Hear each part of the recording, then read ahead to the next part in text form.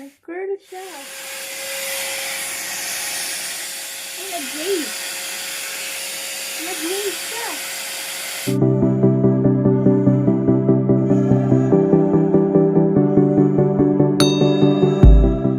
Okay, so since medyo tuyo na yung aking buhok, gusto ko siyang itry bago umalis. So, okay. So, hindi ko alam kung gaano siya kalakas.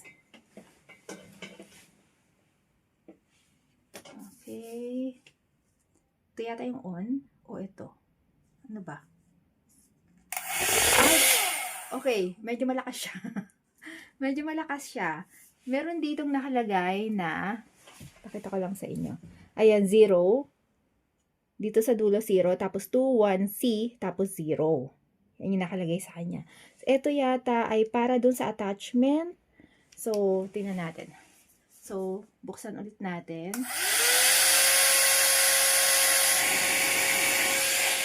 Okay. So, kung gaano siya kalakas, ayan. Nakita nyo naman siguro, no? Dito sa bila. So, ganyan siya kalakas. Okay, so now naman, kasi according doon sa nabasa ko, may cold air daw to. So, malakas siya. Hindi ko alam kung naririnig niyo ako.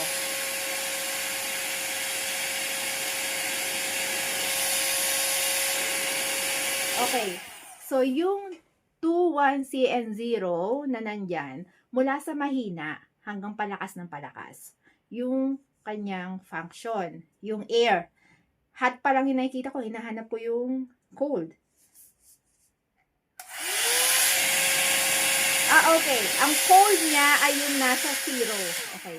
So, ulitin ko lang. Yung cold niya ay yung nasa 0. Yung nasa dulo. Yun yung cold. So, hanggang sa painit ng painit.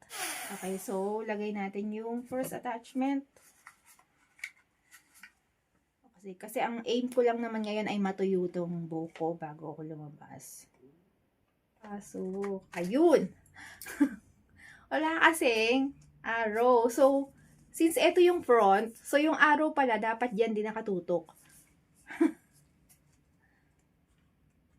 Okay. So, ito may nakalagay na open and lock. Okay. So, bago yan, bago natin ituloy yung pag-blower ng aking hair, kailangan ko muna mag-spray nito. Nakalimutan ko. Nag-focus kasi ako dun sa hair tool. Kailangan ko muna mag-spray.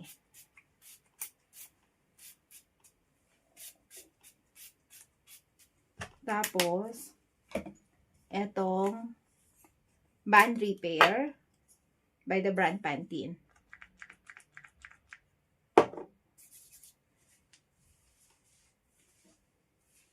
Okay. And then, isa pa.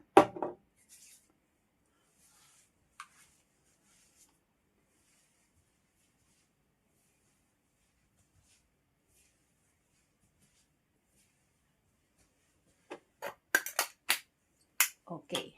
So, ayan na siya.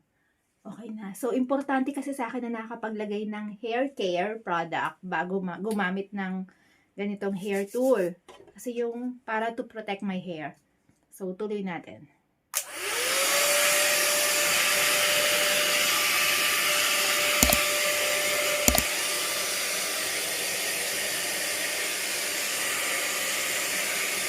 Hindi siya ganun kalakas, pero malakas.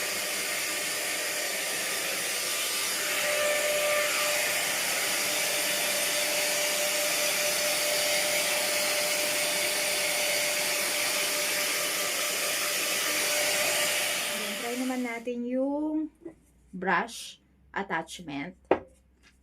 So, may nakalagay dito na lock and open. So, pindutin natin. Tapos, iikot mo siya para matanggal mo. Ayan.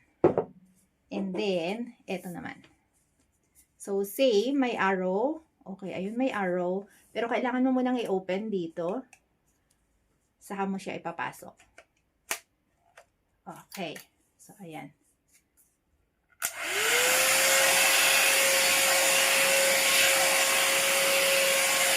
Ay, gusto ko to.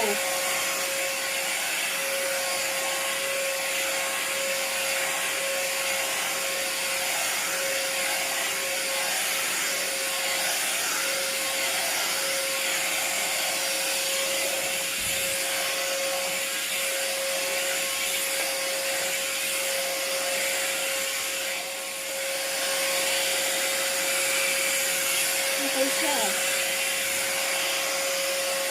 And then, try naman natin yung curl attachment.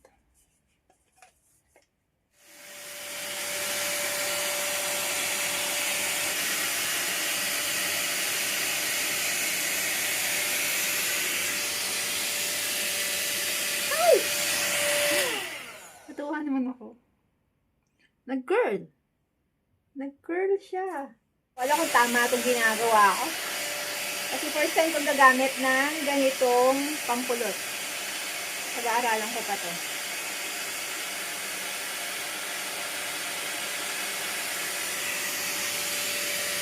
Okay. So, nagkulot ulit siya. Ayan. Nagkulot ulit. Tanggalin natin dito. Para makita niyo. Ayan. Nagkulot naman siya. Nag-wave siya. Ito rin. Nag-wave naman. Next attachment naman. Ito na yung last attachment. Yung brush.